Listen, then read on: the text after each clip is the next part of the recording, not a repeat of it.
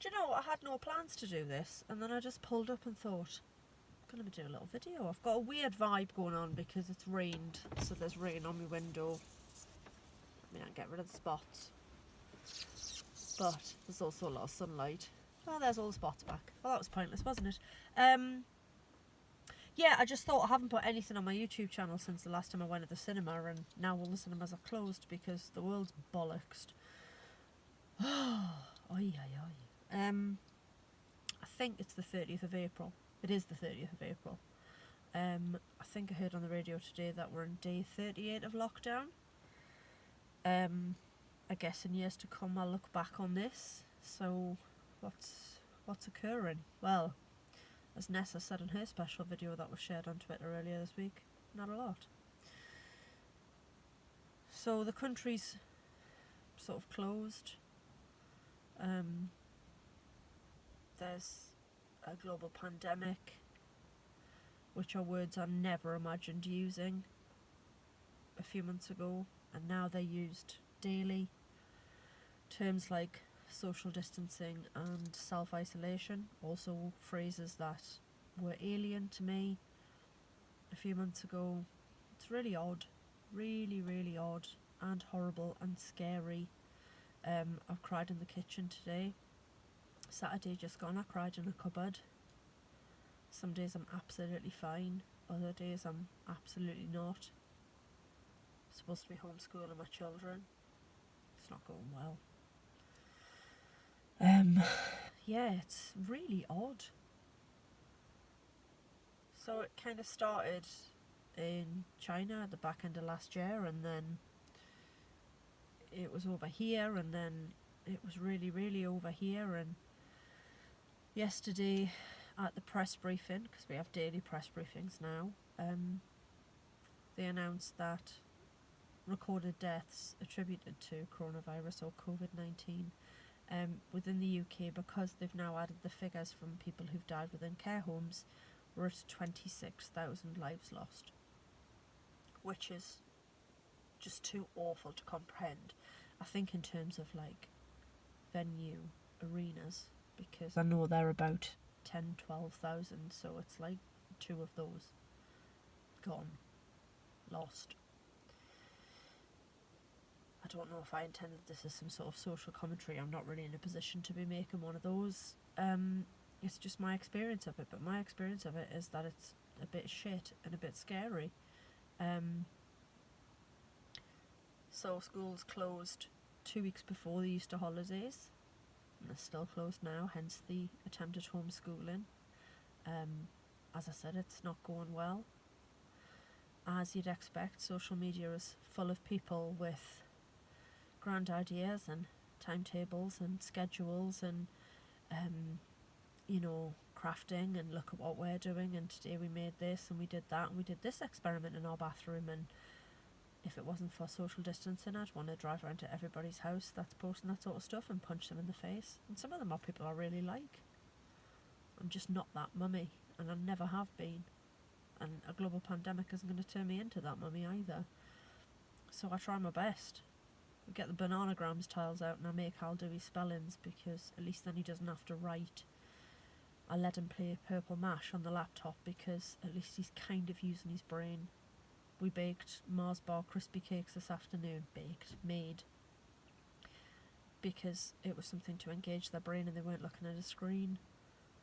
But that's really the extent of my homeschooling. Eva does SATs test papers in a book, and that's it.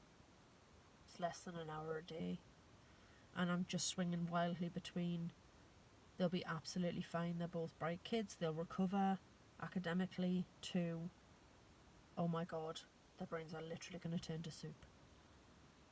And it's the same with everything to do with this. You go between those extremes of it's fine, we'll come out of it, we'll cope, it's not that bad, to 26,000 people have died and we don't know when the lockdown's going to be lifted.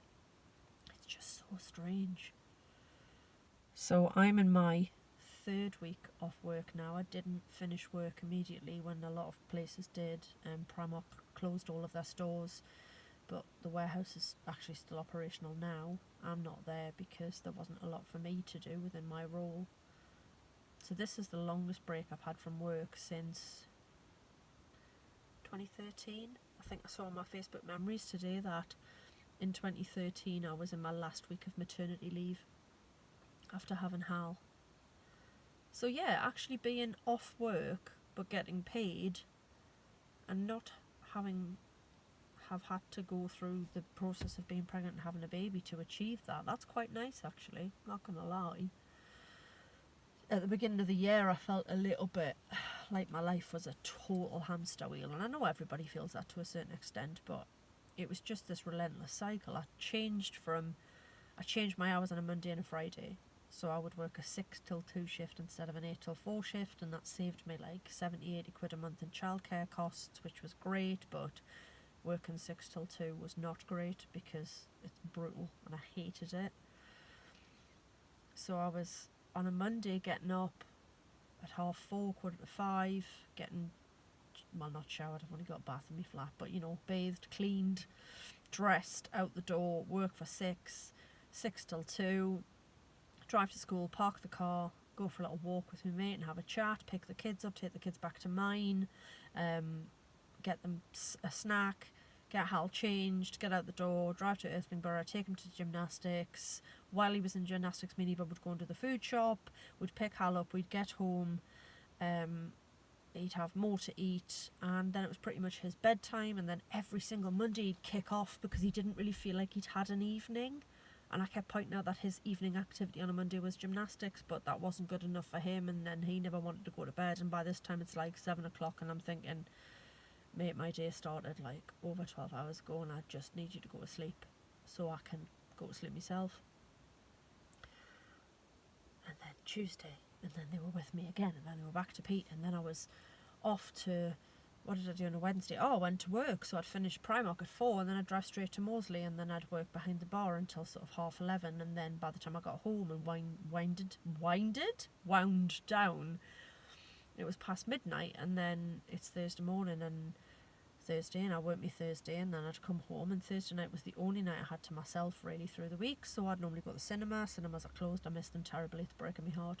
And then Friday it was another 6 o'clock, well, not even a 6 o'clock start, I was up and at work for 6, and just that constant cycle. And there seemed no way to break it because I couldn't quit my job at Moseley because I needed the money. And I had to work those hours. I mean, I was lucky that they let me work those hours on a Monday and a Friday to save money, but it was just so constant. And even at the weekends, like Eva did drama 9 till 12 on a Saturday, so we had to be up and out the door on a Saturday, and then we had to make sure we stayed nearby so we could go and get her at 12. And so there's a sense of, I've been given this opportunity to step off the hamster wheel, and I am grateful for that. But not that 26,000 people had to die for me to get a break. Do you know what I mean? I know that's not, like, that's being really simplistic about it, but yeah, it's odd. So I think officially at the minute I'm furloughed again, words we didn't use pre-2020. I mean, not that it's a made up word, but it wasn't exactly in your common daily lingo, was it? So yeah, I think I'm off until the end of May, and then I don't know what happens after that. And I'm already panicking after 2.5 weeks, nearly 3 weeks off that. I'm not going to be able to cope with going back to work. Like, how will I readjust to working 40, 50 hours a week? Because I've quite got used to not working at all at the minute.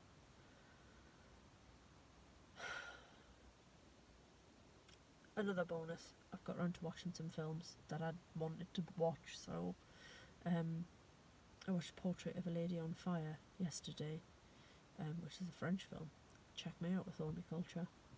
And I really enjoyed that. And then I watched something totally silly. I watched Going in Style on Netflix, and I watched The Post, which was good, and I rewatched Source Code. And yeah, it's been nice to just slow down, but I'm still struggling with the notion of allowing myself to do nothing because it feels unnatural, because I've been on the go for the last 2.5 years. just want it to be over. I just want something resembling normality, and people are like, normal will be different, a new normal, blah blah blah. That's fine. Any sort of normal. Like I say, you have moments when you're like, yeah, it's all right, you know, we're doing our thing, and you know, it'll all get back to normal soon. And then, what if it doesn't? And my kids are off school. My kids haven't been to school now since, God, I don't even know what date they finished. Sometime in March, and tomorrow it's May. So we've had the well, fair enough. 2 weeks of April would have been the Easter holidays. So that doesn't really count. But yeah, they haven't been to school since March, and tomorrow's the 1st of May. It is some scary, scary shizzle, mate. It really is. Anyway, this was obviously the hot take on COVID-19 and the current climate that the world needed. So I'm going to go whack this up on my old YouTube channel just for some hashtag content. I hope everybody is keeping well, staying safe, washing their hands, obeying the rules, not being a twat. Okay, I think that's quite enough from me and me weirdly sunny face. Thanks for listening. Katie out.